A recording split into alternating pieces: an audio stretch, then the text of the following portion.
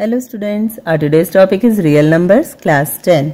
In today's question, if the LCM of two prime numbers p and q, where p is greater than q, is 221, then the value of 3p minus q is.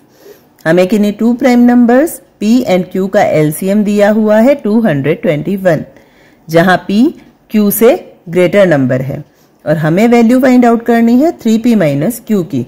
अब 3p minus q की value find out करने के लिए हमें सबसे पहले p and q की value find out करनी रहेगी. हमें p और q का LCM दिया हुआ है 221 और साथ ही हमें दिया है कि p और q दोनों प्राइम नंबर्स है. अगर ये प्राइम नंबर्स है इसका मतलब इनका HCF 1 होगा. इट मीन्स यहां हम फॉर्मूला यूज करेंगे product of two numbers equals to HCF multiply LCM. इस फॉर्मूला की हेल्प से हम p और q की वैल्यू फाइंड आउट करेंगे. प्रोडक्ट ऑफ टू नंबर्स है, वैल्यू पुट करेंगे p multiply q equals to LCM हमें दिया है 221 और HCF होगा 1. देयरफॉर p q की वैल्यू हो गई 221. अब हम 221 का प्राइम फैक्टराइजेशन कर लेते हैं. 221 13 से डिवाइड होगा. 13 1 जा 13, 9 लेफ्ट रहेगा. 13 7 जा 91. 17 is also a prime number.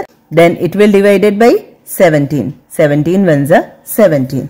Then PQ equals to 13 multiply 17.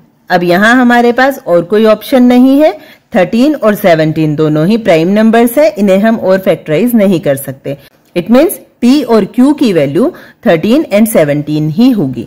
लेकिन P 13 होगा या Q 13 होगा.